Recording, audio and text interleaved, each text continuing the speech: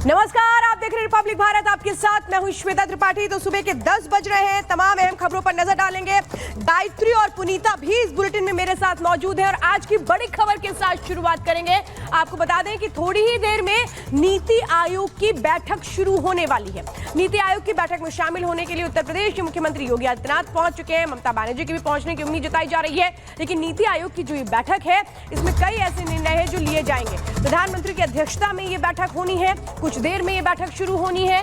नीति आयोग की बैठक प्रधानमंत्री की अध्यक्षता में हो रही है ये बैठक, और इस वक्त आपको बता दें बैठक के लिए सब पहुंच चुके हैं। बस थोड़ी ही देर में जो बैठक है वो शुरू होगी। ममता बनर्जी भी पहुंच चुकी हैं। कल तक हालांकि अटकलें लगाई जा रही थी ममता बनर्जी को लेकर के, लेकिन ममता बनर्जी भी इस वक्त बैठक में पहुंच चुकी हैं। राजनाथ सिंह इस बैठक में पहुंच चुके हैं। ये बड़ी खबर इस वक्त आपको बता रहे हैं। तस्वीरें हम दिखा रहे हैं कब कौन पहुंचा। तो ये तस्वीर आपको दिखा रहे, देखिए एकनाथ शिंदे, ममता बनर्जी, चंद्रबाबू नायडू जो पहुंच चुके हैं बैठक में। नीति आयोग की बैठक होगी और ये बैठक काफी अहम इसलिए क्योंकि देखिए जब बैठक होने वाली थी उससे पहले ही इंडी गठबंधन के नेताओं की तरफ से इस बैठक का बहिष्कार किया गया, लेकिन इस बैठक में ममता बनर्जी शामिल हुई हैं। हालांकि खबर यह भी मिल रही थी कि झारखंड के मुख्यमंत्री हेमंत सोरेन भी इस बैठक में शामिल होंगे, लेकिन अब जो है खबर यह मिल रही है कि हेमंत सोरेन इस बैठक में शामिल नहीं होने वाले हैं। लेकिन देखिए बैठक काफी अहम, और इस बैठक में भारत को 2047 तक विकसित भारत बनाने पर चर्चा हो। और चलिए सीधे ग्राउंड पर रुक कर लेते हैं। इस वक्त हमारे सहयोगी अंजलि हमारे साथ जुड़ गई हैं। कुछ ही देर में, मतलब 1 घंटे का वक्त अंजलि बचा हुआ है। तमाम जो मुख्यमंत्री नीति आयोग के लिए वो पहुंच रहे हैं। ममता बनर्जी पहुंच गई हैं।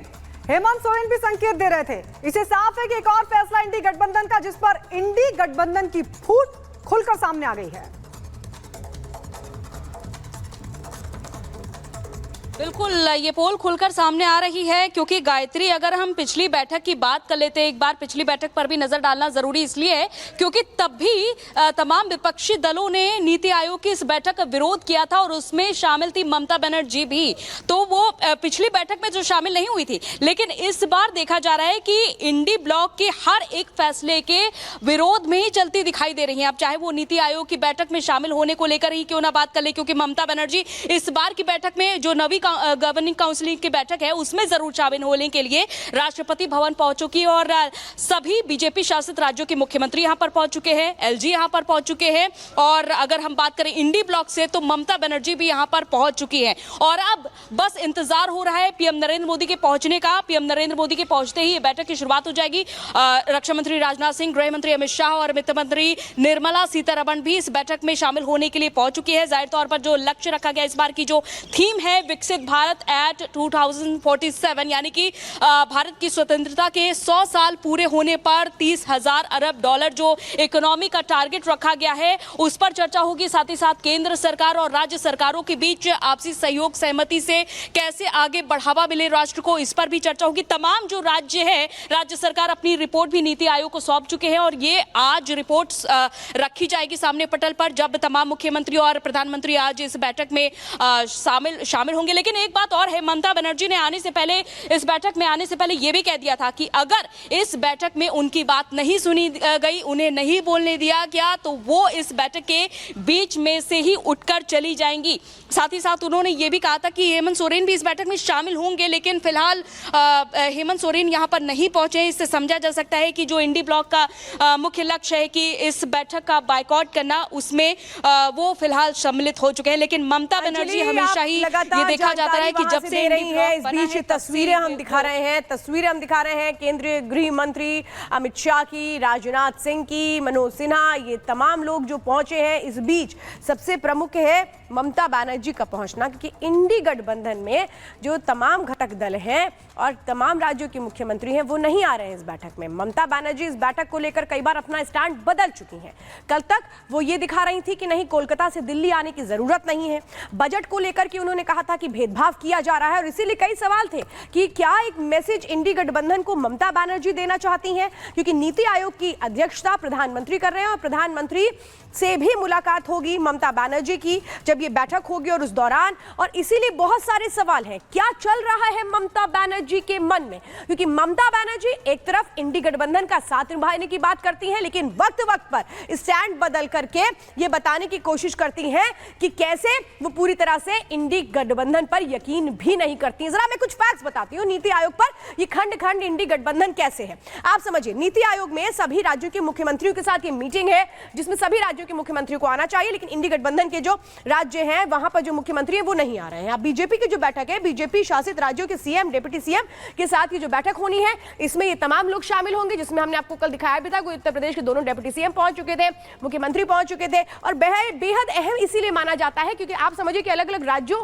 के जो मुख्यमंत्री हैं वो जब यहां पर पहुंचेंगे तो कई ऐसे फैसले लिए जाते हैं जो राज्य निर्धारित होते हैं। ये तस्वीरें भी हम आपको लगातार दिखा रहे हैं और इस बीच बहुत सारे सवाल कहां आके कहीं अगर आकर के केंद्रित होते हैं तो वो होते हैं सीधे सीधे ममता बनर्जी को लेकर के। हालांकि बैठक में क्या निकल कर आता है ये भी देखना अहम होगा। नीति आयोग की बैठक है और यही देखना है कि आखिर आगे स्टैंड क्या रहता है। हमारे साथ अंजलि भी लगातार जुड़ी हुई है। अंजलि, सवाल यही है कि ममता बनर्जी क्या इंडी गठबंधन को एक मैसेज देना चाहती है, क्योंकि कल तक रुख कुछ और था और आज अचानक रुख बदल दिया, यानी बार बार स्टैंड बदल रही है ममता बनर्जी, तो क्या एक स्ट्रॉन्ग मैसेज दे रही है इंडी गठबंधन को? बिल्कुल, कयास तो इसी तरह के लगाए जा रहे हैं श्वेता, क्योंकि जब भी इंडी गठबंधन की ओर से कोई फैसला लिया जाता है सरकार के विरुद्ध तो उससे इतर ममता बनर्जी का यहाँ पर फैसला नजर आता है। चाहे वो हम आज की ही खास तौर पर आज की ही चर्चा क्यों न कर ले, क्योंकि अब ममता बनर्जी यहाँ पर पहुंचेंगी। उन्होंने कहा कि वो बंगाल की समस्याओं को और आर्थिक रूप से बंगाल कमजोर है और बजट नहीं दिया गया है बंगाल को, इसको लेकर के आज यहाँ पर तमाम बातें रखने वाली है। लेकिन सबसे बड़ी बात, जो इंडी ब्लॉक अभी तक फैसले लेता रहा है उसके विरुद्ध जाकर फैसले लेना, फिर उससे के बाद क्या आखिर मैसेज पहुंच रहा है ये भी देखने वाली बात है। क्योंकि अभी तक देखा गया कि जब पिछली बार की बैठक में 7 राज्यों के मुख्यमंत्री शामिल नहीं हुए थे, उसमें ममता बनर्जी भी थी, तब तक इंडी ब्लॉक नहीं बना था। लेकिन अब जब इंडी ब्लॉक बना है 2024 के चुनाव से पहले, उसके बाद से ही देखा जा रहा है कि ममता बनर्जी के सभी फैसले जो है वो इंडी ब्लॉक से अलग ही रहे हैं। लेकिन आज जब ममता बनर्जी इस बैठक में शामिल होने के लिए पहुंच चुकी है, जब ये बैठक की शुरुआत हो जाएगी उसके बाद क्या कुछ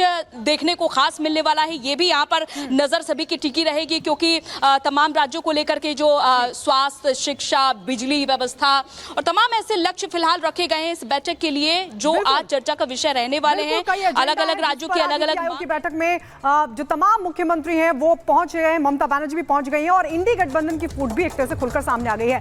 अंजलि, आपके पास लौटेंगे, लेकिन सबसे बड़ा सवाल जो बना हुआ है, क्योंकि आज दिल्ली में 2 बड़ी बैठक है, एक तरफ नीति आयोग की बैठक है और दूसरी तरफ बीजेपी की भी संगठन की बैठक हो रही है जिसमें बीजेपी की तमाम जो बीजेपी शासित राज्यों के मुख्यमंत्री, डिप्टी सीएम है वो वहां पर मौजूद है। लेकिन सबसे बड़ी बात है उत्तर प्रदेश को लेकर जो लगातार खींचतान की तस्वीर निकलकर सामने आ रही है, उसमें दिल्ली से लेकर लखनऊ, लखनऊ से लेकर दिल्ली तक बैठकों का जो दौर है, मंथन का जो दौर है वो लगातार जारी है। लेकिन आज जो बीजेपी की बड़ी बैठक होने वाली है मुख्यमंत्रियों की, डिप्टी सीएम की, क्या उसमें उत्तर प्रदेश को लेकर कोई हल निकल पाएगा? इस रिपोर्ट में आपको दिखाते हैं।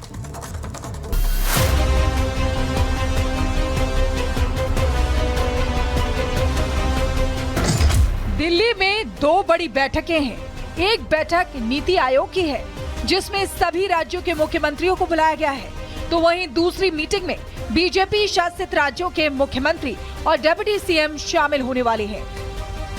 लेकिन नीति आयोग की बैठक से ज्यादा सभी की निगाहें बीजेपी की बैठक पर हैं। इसकी वजह पिछले कुछ दिनों से यूपी में जारी सियासी उठापटक है। इसी हलचल के बीच यूपी के मुखिया योगी आदित्यनाथ फुल होमवर्क के साथ दिल्ली आ चुके हैं, तो डिप्टी सीएम केशव प्रसाद मौर्य और ब्रजेश पाठक भी दिल्ली में ही हैं। और अफवाहों के बीच सीएम योगी और बीजेपी के राष्ट्रीय संगठन महामंत्री बीएल संतोष के बीच मुलाकात हुई। सूत्रों के मुताबिक इस मुलाकात में राजनीति को लेकर चर्चा हुई है। मुलाकात ऐसे वक्त में हुई है जब सरकार बनाम संगठन की बहस के बीच सियासी उथल-पुथल मची है। हालांकि यूपी के प्रदेश अध्यक्ष भूपेंद्र चौधरी इसे कोरी अफवाह के साथ विपक्ष का फेक नैरेटिव करार दे रहे हैं। मुझे विश्वास है कि उत्तर प्रदेश की जनता का विश्वास हम लोग, सीएम बदलने की चर्चाएं चल रही है उसको लेकर। नहीं, ऐसा कुछ नहीं। विपक्ष ने एक नेगेटिव एजेंडा सेट करके लोगों को गुमराह करने का काम किया और उसी का ये परिणाम। लेकिन धीरे धीरे प्रदेश की जनता सारे विषयों को समझ रही है। इस वक्त यूपी के तीनों बड़े नेता दिल्ली में डेरा डाले हुए हैं, लेकिन सीएम योगी के आलाकमान से मुलाकात की भी खबरें हैं। सीएम योगी पीएम मोदी और अमित शाह से मुलाकात कर सकते हैं। पिछले कुछ दिनों में मुख्यमंत्री योगी आदित्यनाथ ने विधायकों, सांसदों और संगठन से जुड़े लोगों से बात की है और हो सकता है कि मोदी से मुलाकात में मौजूदा हालातों का फीडबैक दे, साथ ही आगामी उपचुनाव को लेकर भी तैयारियों के बारे में जानकारी दे सकते हैं। कुल मिलाकर एक तरफ दिल्ली में बैठकों का दौर है तो दूसरी तरफ मुलाकातों का सिलसिला बरकरार है। हर बैठक और मुलाकात का मुद्दा तय है। Bureau report, Republic Bharat.